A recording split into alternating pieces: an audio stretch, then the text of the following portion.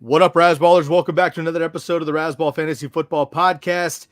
We are a day late, but never a dollar short. We got the Week 6 waiver ads and trade targets. Third man up, Davey Cruz, hanging out with me tonight. We're a two-man show. We're going to rock it with you. Wishing a blessing to everybody in the Southeast. Let's get going on the Razzball Fantasy Football Show.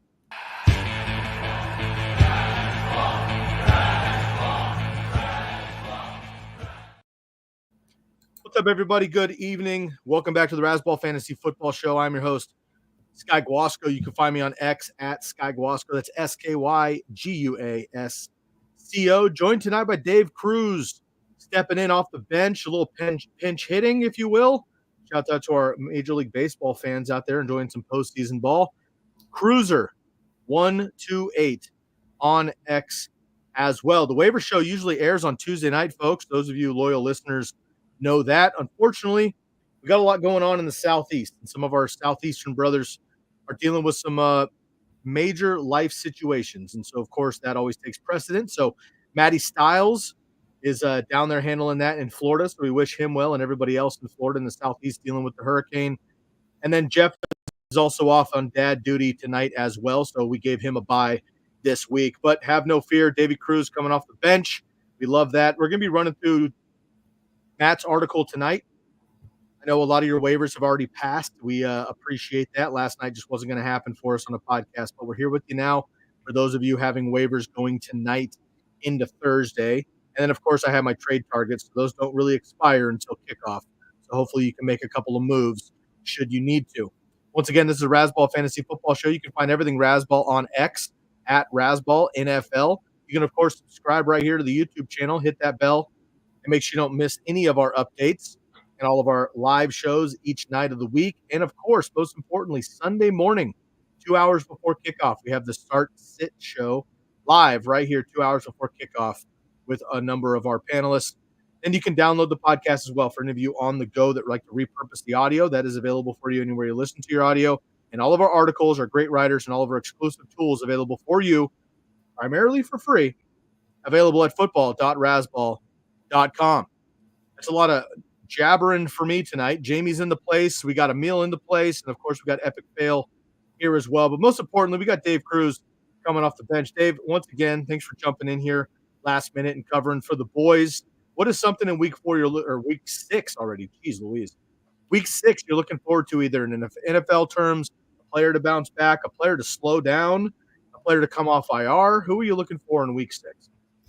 Well, I mean, looking at Matt's article, his waiver ad of the week is Joe Flacco. I like Joe Flacco. I'm probably going to add him as an add in case. We don't know what's going on with Anthony Richardson, and all of a sudden we find out late today that Michael Pittman's going on IR.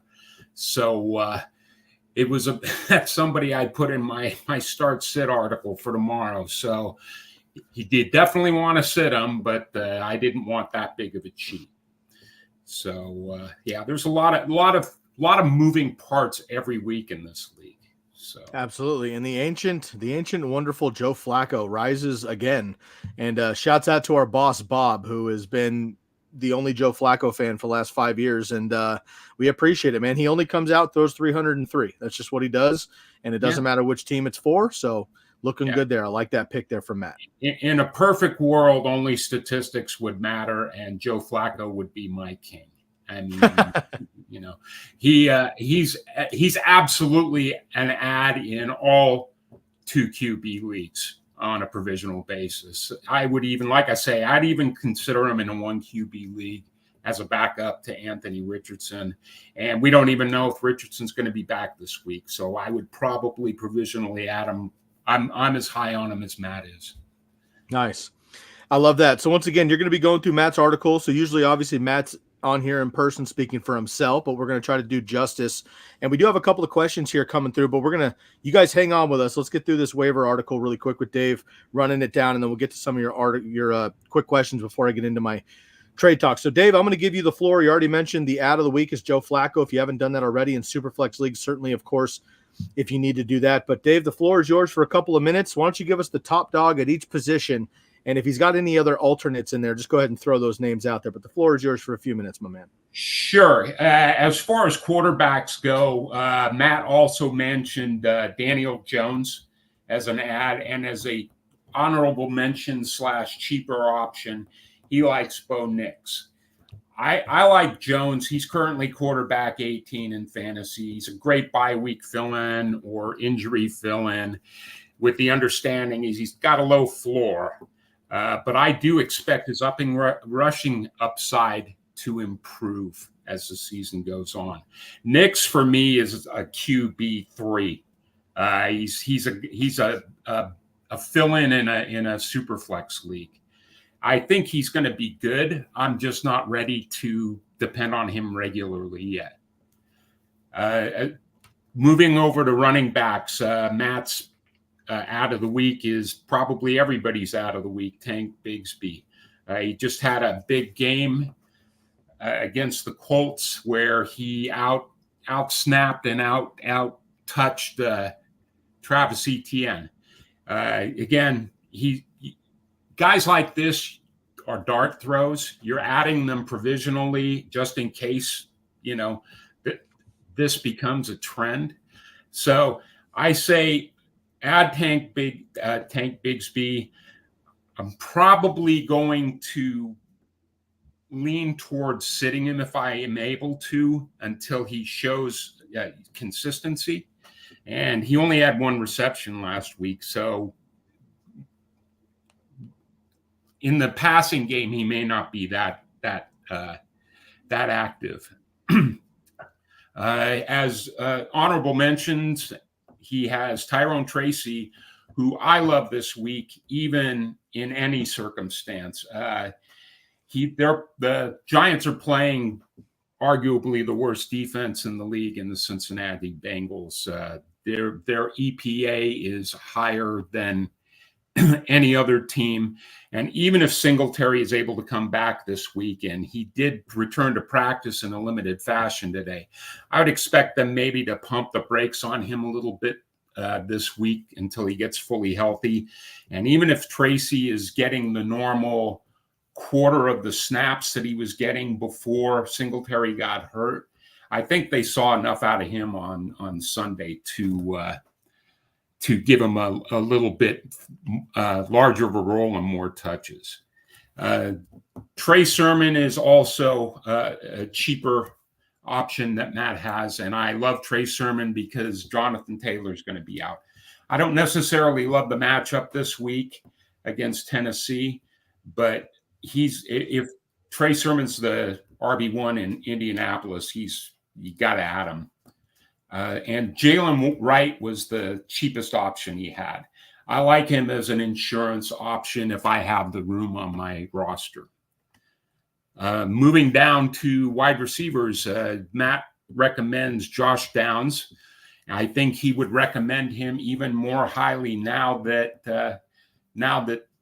Michael Pittman's going on IR. And I would love him more if Flacco was going to be the quarterback, but all of a sudden he becomes a focal point in that offense in Indianapolis, no matter who the quarterback is. His honorable mention in wide receivers are Juju Smith-Schuster, and I like that too. I think you're going to take a dart in there just to see how he fits into the KC room, but with the understanding is none of those guys typically is a week-to-week smash play. Darius Slayton, he also mentions, and I like Darius Slayton. I like him a little bit less with Malik Neighbors back, but I've always thought Slayton shows good chemistry with Daniel Jones. He mentions Trey Tucker, kind of a tricky situation there. It looks like Devontae Adams is on his way out. They're not quite sure what they're doing with Gardner Minshew and Adrian O'Connell. I'm fine rostering Tucker in deep leagues. I'm not probably starting him unless I absolutely have to. He also mentions Joshua Palmer and Quentin Johnston in Los Angeles. I'm probably higher on Johnston as a touchdown play, a touchdown-dependent play. Joshua Palmer hasn't really shown anything yet this year. He's got 10 targets on the year. And I'm not starting either of those guys in Denver this week. Jalen Tolbert, he mentions later in his article, and also Michael Wilson. And those are two guys I'm really high on. And I'll tell you, read my article, my Start Sit article this week, and I will talk in length about both of those guys. And finally, at tight end, he gives us Tucker Kraft, who's probably gone on most waiver wires at this point. He's had 2 huge games in a row with Jordan Love back. And at the tight end position, you're basically taking anybody with a pulse right now. It's been a really tough year for tight ends. And one of the funny things to read on social media is how, when something like this happens, people want to shut down the tight end position in fantasy. Never happens, but it's always funny to watch the talk. I'm thinking a nice alternative to that idea would be not having a mandatory tight end position. Sure. Some leagues now are kind of doing like an extra flex. So if you want a Kelsey, Laporta, McBride, I know that tight end, all these guys are not awesome now, but if you want maybe 5-6 tight ends who put up wide receiver type numbers, can have big games, you want to put those guys in your roster, fine. But you don't have to start Tyler Conklin or something just to compete, I'm in a tournament where we have one quarterback starting and everybody else is a flex. I've done that too. I like it. I usually do super flex just it's because a fun idea. I put 2 quarterbacks in there, and then it's really funny to see how drafts go in those leagues, because some people, like if it's PPR, some people will go like 9 receivers. Yeah. Other people will go 8 running backs, and like those 2 teams play each other, it's kind of funny. I've been in that league 3 years. I've done both things. This year, we kind of went where people didn't. So we picked a lot of running backs because this was the year everybody was picking wide receivers and thinking, there were no bell cow running backs anymore. So we picked a lot of running backs. It's worked out pretty well. So nice. I love that. All right. Any other names that Matt mentioned there? Any other alternates that we didn't get to? Anybody else that you're feeling that wasn't in the article before we move on? Not really, but looking at Epic Fail's question, a couple of names he mentions, Alec Pierce and AD Mitchell, are for me at least watches, right? So with Michael Pittman going on IR, who's going to be the third guy with Downs and presumably Alec Pierce? Are they finally going to lean on the tight end a little bit more? Question here is, with Nico and Pittman going on IR, how do we rank these stashes? Pierce, Mitchell, Xavier Hutch, and then you have Dalton Schultz and Jalen Polk. The 3 latter, I mean, Dalton Schultz maybe if you need a tight end, but the 3 latter I'd be okay with. But Alec Pierce and AD Mitchell have been playing well in Indianapolis. And again, if Flacco gets that opportunity, we know that those ships are going to rise. I would rank it Pierce, Schultz, Mitchell, Hutchinson, and then Polk, simply because we have no idea what's going on in New England with that offense. Yeah. They're so low scoring. I really couldn't count on them. I'm not sure I like Hutchinson too much yet until I see more of what the Texans are going to do without Nico Collins. I agree. Let's move on. Epic Fail has another question here. Would you rather hold Roschon Johnson or Tyler Algier? For me, I'm holding Algier over Roschon, but I like both. I think Roschon's absolutely going to be the goal line back at the least in Chicago, and in a depressed running back market, that has value. So both of them for me, but Algier over Roschon. Likewise. And I do want to give a shout out to Jamie, just because we mentioned Roschon Johnson. Of course, we have to give a shout out to Jamie as well. Emil, maybe Emily Collier. Emil, good evening. Would you trade Monty, Keenan Allen, and Conklin for Kyron, Mark Andrews? I'd be receiving the Kyron side. So again, this is David Montgomery, Keenan Allen, and Tyler Conklin for Kyron Williams and Mark Andrews. Which side of the fence you want there, Dave? I'm 100% on the Kyron Williams, Mark Andrews side. I actually spent quite a bit of my fab in a league on Mark Andrews after he got dropped this week, and he came back with 4 catches for 55 yards in that shootout last week against Cincinnati, and he had a walk-in touchdown in that game that Lamar Jackson threw 3 yards short. Yeah, so I'm 100%. I would take Mark Andrews over Conklin off the bat. I haven't seen anything out of Keenan Allen yet this year to make me believe he's still Keenan got anything left. Yeah. I love Montgomery, but I'm taking Kyron Williams over Montgomery all day. And it is a meal. We used to have a restaurant in San Jose called The Meals, so that is how it's spelled and said. I like it. Nice. Kyron has been playing well, much to my chagrin, and on draft day, and Mark Andrews hopefully is finding his way as well. Remember, folks, he was in a car accident before the season, and he just isn't 100%.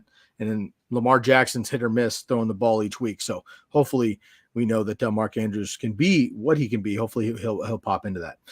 Last question here, and then I'll get into my trade targets as well. This is Liam. Good evening, Liam. I traded Devontae Adams and Raheem Mostert for Brian Robinson, Darnell Mooney, and Amari Cooper. Thoughts? 12-team PPR. Which side of the fence you want here? Adams and Mostert, Brian Robinson, Mooney, and Cooper. I'll take the side that Liam got. I'll take the B-Rob, Mooney, Cooper side. Assuming it's Amari Cooper. If it happens to be Cooper Kupp, it's a kill. But no, it's probably Amari Cooper. I'm not a big fan of players that get petulant in the middle of the season. And I just can't figure out where Devontae Adams is going. And even if he winds up with the Jets, I'm just not real crazy about the Jets offense. That's a situation that's a fireball right now. And Mostert, I still like Mostert for this year. I've never thought about dropping him even when he was hurt. So, and when he came back last week, had 80 yards rushing, and I think about 20 or 30 yards receiving. He's a stud as long as he's able to get on the field. But for my money, Brian Robertson, Mooney, and Cooper are better.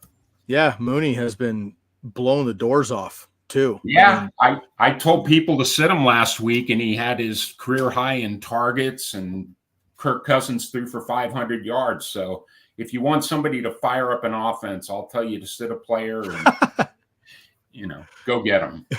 Nice. One more from Epic Fail, and we'll move on here. Saw James Cook pop up on the injury report.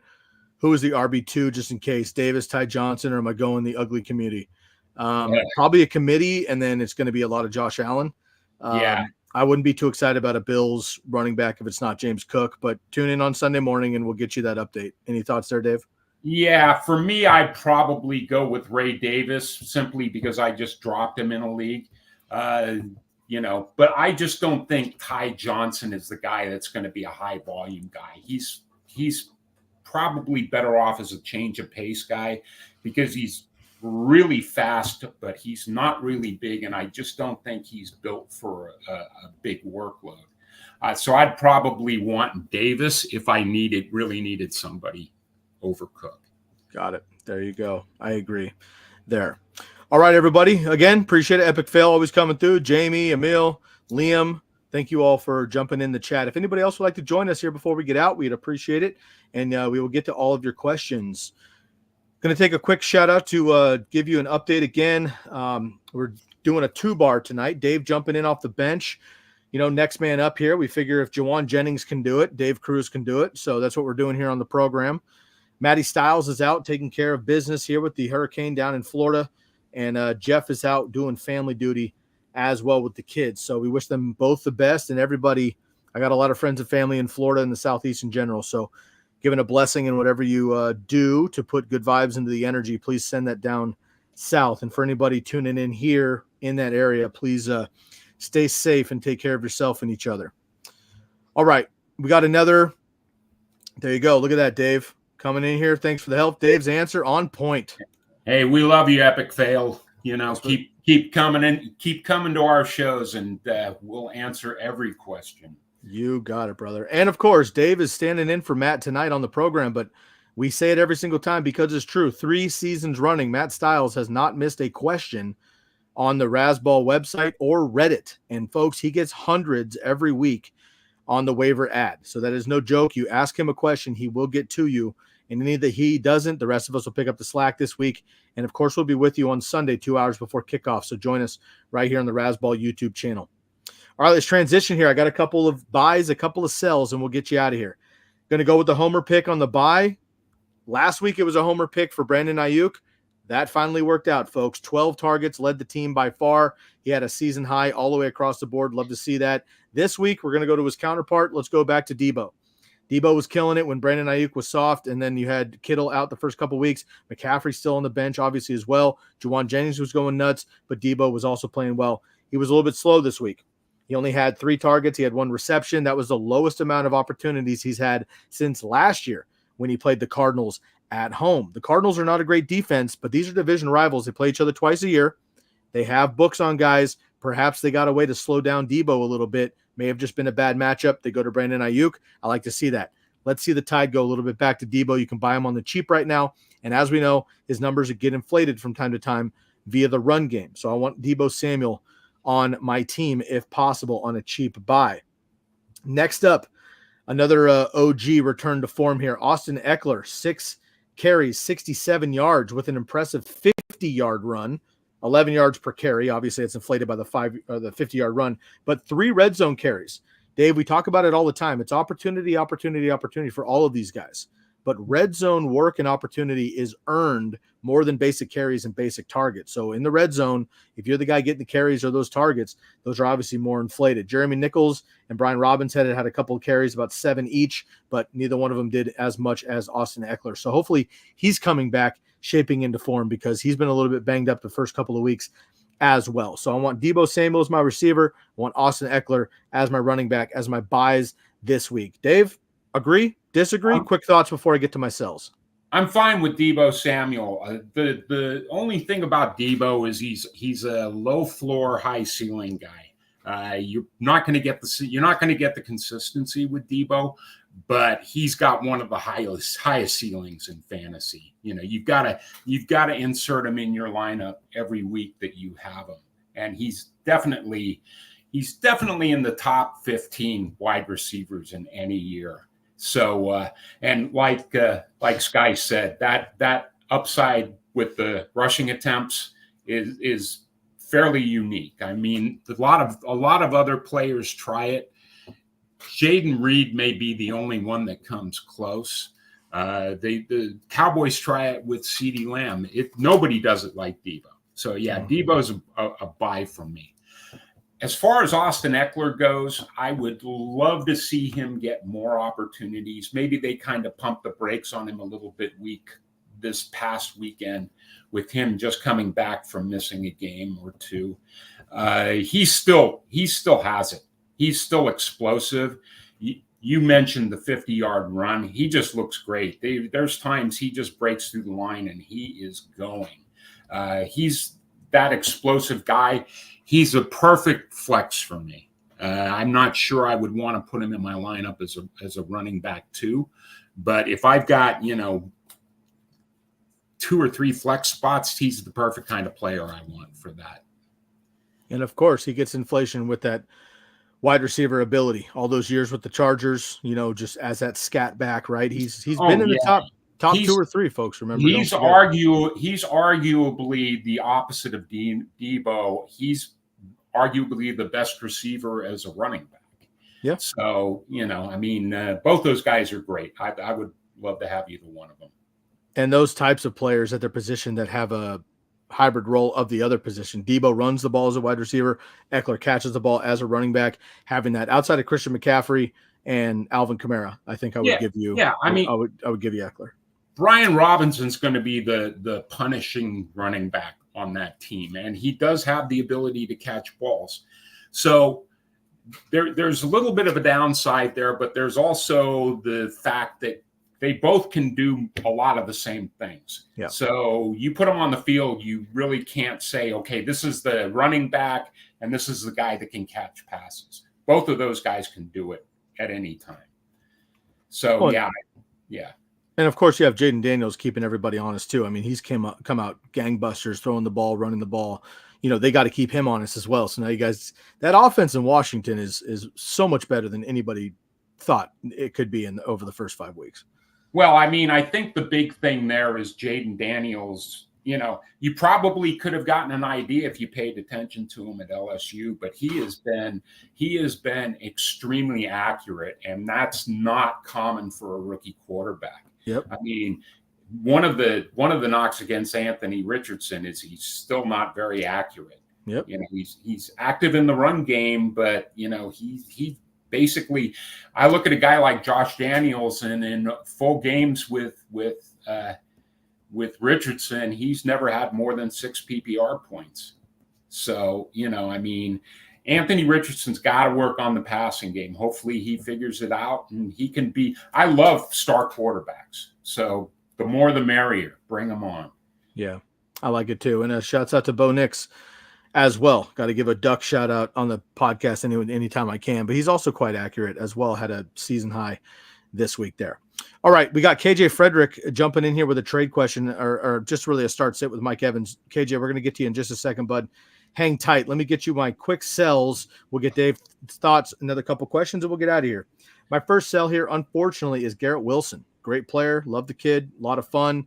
Season high all across the board the other night. 22 targets, folks.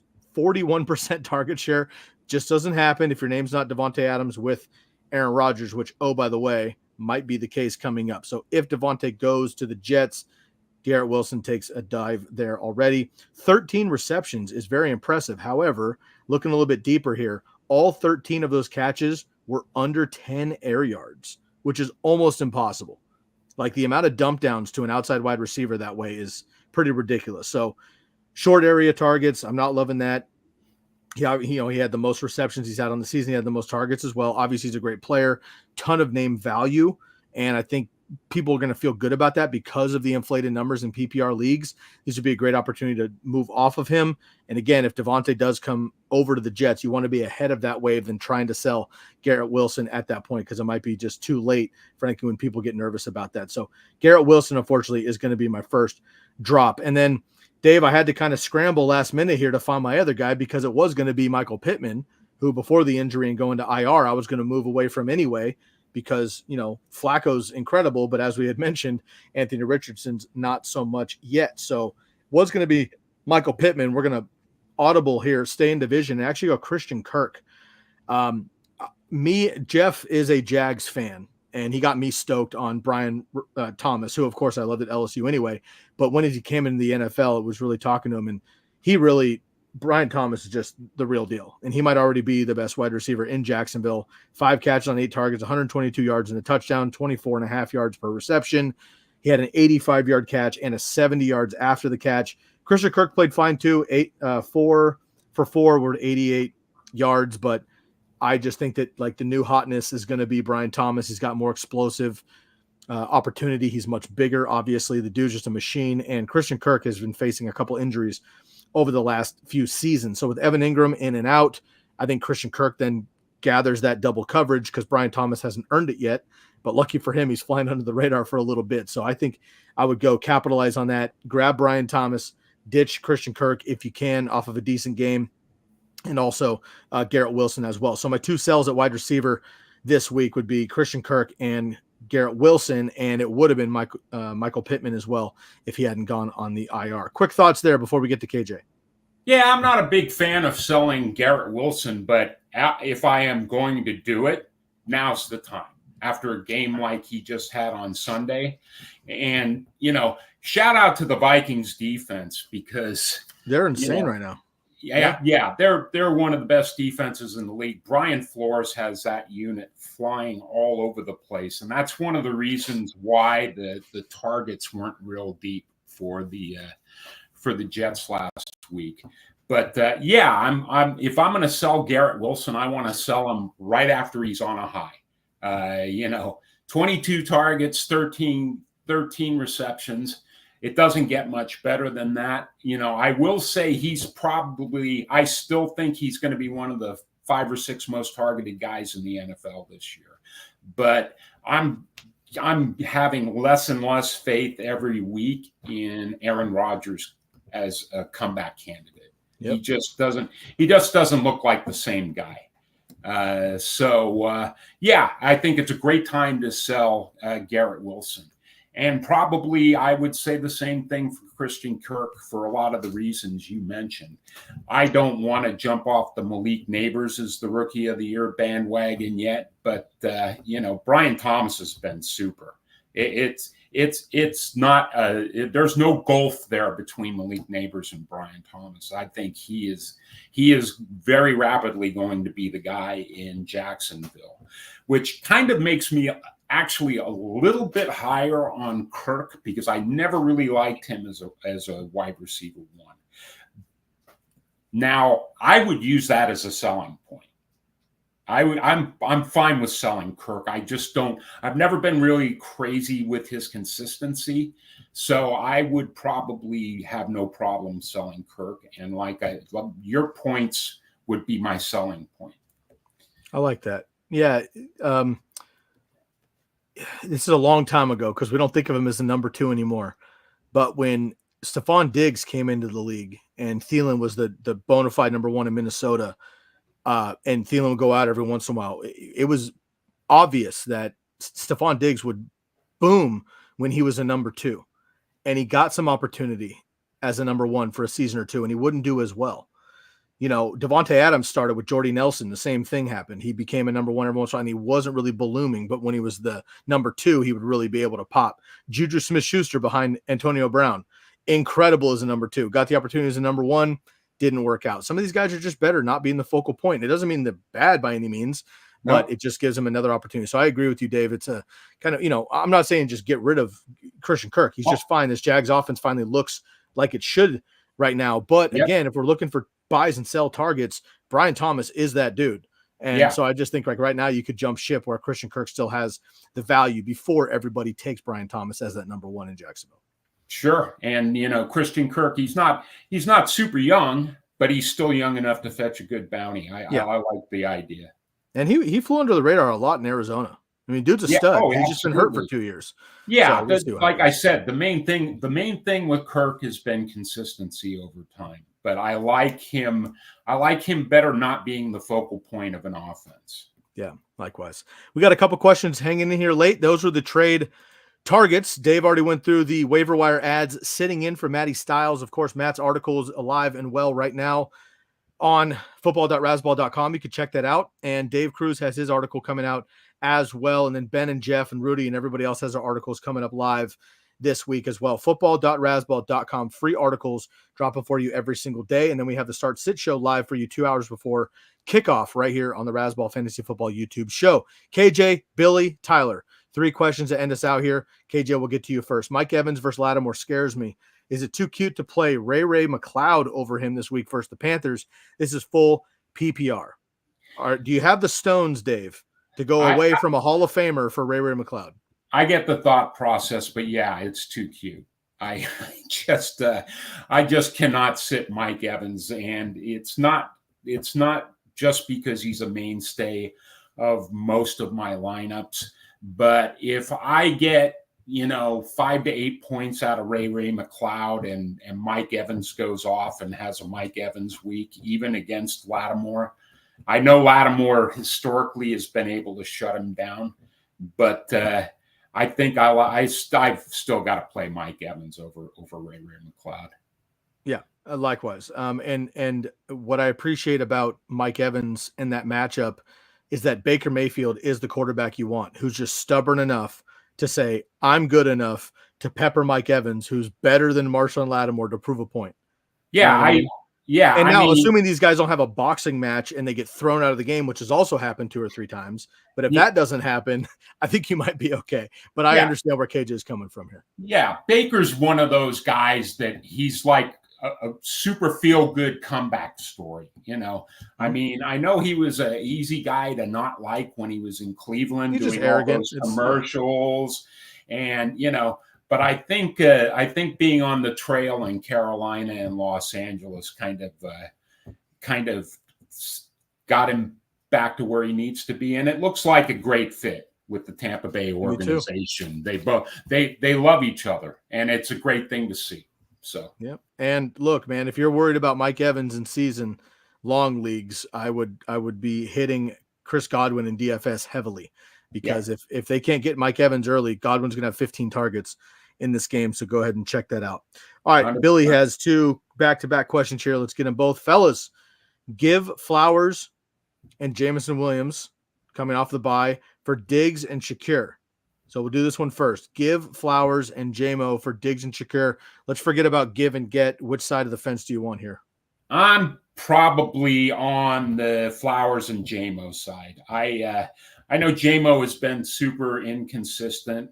I still think that he's probably got if you like Xavier Worthy, then you should like Jameson Williams. I mean, to me, they're both pretty much very similar. They're very fast guys that if you get them free in space, they're gone.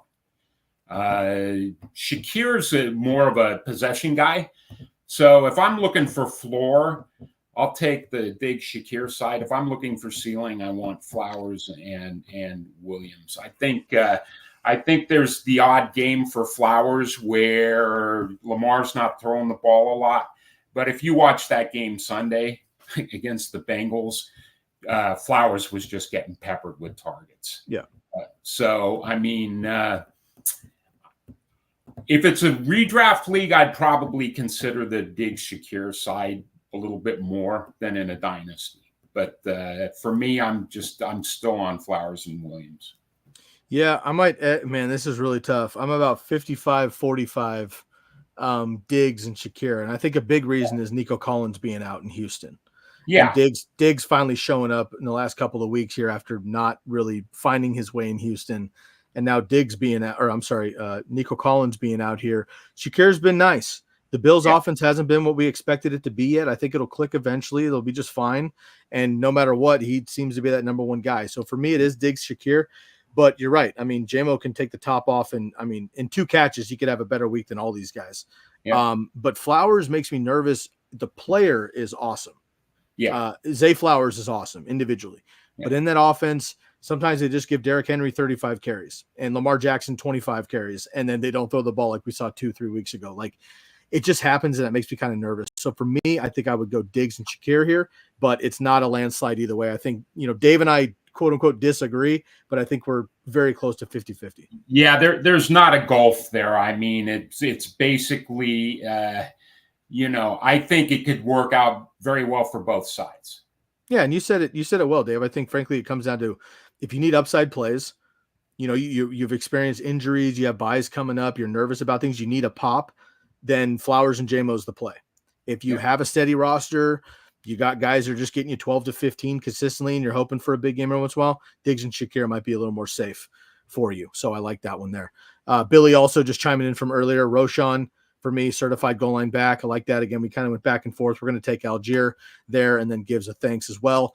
Tyler is the last one here, unless anyone else wants to tune in. Again, we'll be on for another about 2.5 minutes if anyone else has any more start, sit, or trade questions here for the Razzball Fantasy Football Show. Tyler Sperry picking in here with 2 different questions. Pick one: Braylon Allen, Ford, Bucky Irving, go Ducks, and Roshan Johnson. So I got to read through that a little bit here, Tyler. Everybody's telling him to drop Ford, so let's disregard that comment. We'll go back here. Pick one: Braylon Allen, Ford, Bucky Irving, Roshan Johnson. Which one do you want of this bunch? Out of those 4, if you'd asked me this question a few weeks ago, it would have been Jerome Ford, no question. But we're getting closer and closer to getting back Nick Chubb, which is good for the game of football. And Ford will take a reduced role. So out of these 4 guys, I'm probably going to throw a dart at Bucky Irving. I mean, if I think there's a guy that could probably get a much more increased role in lieu of any injury or anything like that, it's Irving over Rashad White. I mean, Bucky Irving looks explosive out there, and Rashad White is a plotter. And plotter's a good thing to have. He wears down a defense. But the fact of the matter is Bucky Irving looks like he's much more energetic and can do more with the ball. So I'm taking Bucky Irving over the rest of these guys. I'm taking Bucky as well, not just because he's a Duck, but the rest of these guys. I mean, Ford obviously is a starter for now, but Roshan Johnson splitting work with two other guys. Allen is explosive when he gets the ball, but it's going to be Brees until it's not. And we don't know what's going on with that Jets offense. So for me, it's Bucky Irving. No question about it. He's been a buy for me for a couple of weeks. And on the other side, unfortunately, Rashad White has been a sell for me for a couple of weeks there. So Tyler, best of luck there. Hopefully it works out with you with Bucky Irving. Epic fail coming in at the last second. Doesn't look like Mixon's playing this week. I know Pierce is practicing, but is Dare the true ad since he outsnapped and touched Akers? Akers is definitely not that guy. Dare's a little bit rough because he's pretty much strictly a third down back. I would still go with Pierce if you can get him. But if you need a waiver pickup and you just need a fill in there, I guess Dare's fine. Dave? Yeah, I've got this dilemma pretty much every week being a Mixon owner. And, I spent a decent waiver spot getting Akers. I'd probably still start Akers over Dare Ogunbowale, but I do like Ogunbowale as a flex. And maybe, it's a toss-up for me with Akers. You did see Akers get into the end zone last week, and I think if they get a situation where they're close to the goal line, he's the guy to have. So I'm probably going to still go with the guy I think is going to score a touchdown over the guy that's going to catch most of the passes. But at the end of the day, I think they're probably pretty equal. Pierce is probably the guy I'm going for if he is available to play, but who knows? He's been out a couple of weeks, and who knows what he's going to be doing in his first week back. So I'm not letting go of any of those guys. I agree. Dave, any last thoughts for week 6 before we get out of here? Yeah, let's get to it. 49ers and Seattle kick off the proceedings tomorrow night, and that is always a fun game. Those are two teams that low-key do not like each other. They're probably not one of the more nationally recognized rivalries, but being a local guy, I live about 10 minutes from Levi's Stadium. Yeah, it's always a blast to fire up the 49ers and the Seahawks. I love it. I grew up 20 miles north of Candlestick Park, so I'm a Niner kid as well, as you can see with the icon behind me here, and it's a lot of fun. I live up in Oregon now, so I'm actually in Seahawk territory, which is the worst. Being up in the 12 territory as a Niner guy, but it is what it is. The missus has a Seahawk onesie and the whole thing. So yeah, I get tortured from time to time.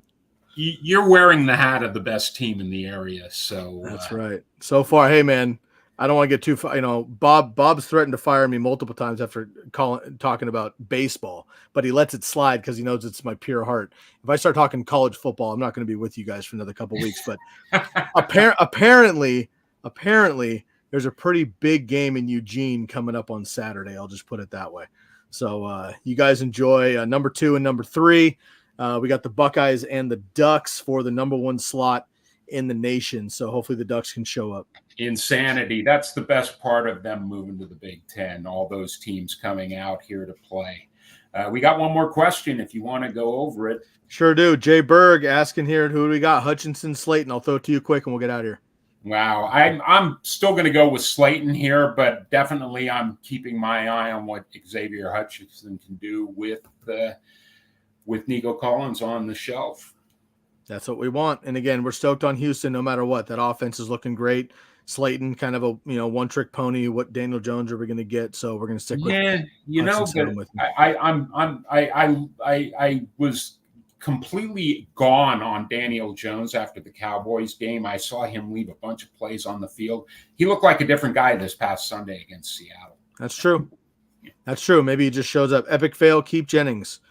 I know it's like, these guys pop and then they don't. And you want to get rid of them for space. Just if anything happens to these other guys, Kittle, Debo, Ayuk, or whatever, Jennings has already proven that he's that guy.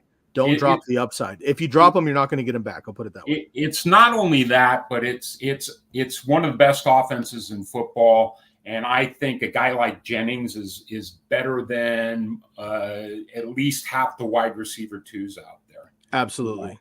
Yeah, he just proved that he was a top 5 wide receiver for 3 weeks before the guys came back. So he just had a down week, but so did Deebo Samuel. So, there's space on him. They do like him. Oh, yeah. You know, he won't get the opportunities that the other guys do, but he's not nothing. So if there's somebody out there I like, I'll probably drop Jennings, but I'm not dropping him for just anybody. Yeah, likewise. All right, folks, we're going to get out of here. We want to give a shout out to our buddy Matty Styles. Once again, deal with the hurricane down south. So blessings out to you, buddy, and the family. And Jeff taking a family night as well with the bye week. Dave Cruz coming in off the bench, doing a mighty job, my man. Thank you so much for jumping in last minute. You can find him at Cruiser. That's CREWSER128 on X. My name is Sky Guasco. I'm your host for the evening. SKYGUASCO. Everything Rasball at Rasball NFL on X. Subscribe right here to the YouTube channel. Find us 2 hours before kickoff on the Sunday Live Start Sit Show. All the episodes repurposed on the podcast wherever you listen to your audio for the Rasball Fantasy Football Podcast. And, of course, all of our articles and tools available at football.rasball.com. Always a pleasure, never a chore. Best of luck, folks. Be safe down south, everybody. Enjoy the big game on Thursday and Saturday afternoon as well. Go Ducks. Enjoy yourself. Be good to yourself and each other. We'll catch you next time on the Rasball Fantasy Football Show. We are out of here.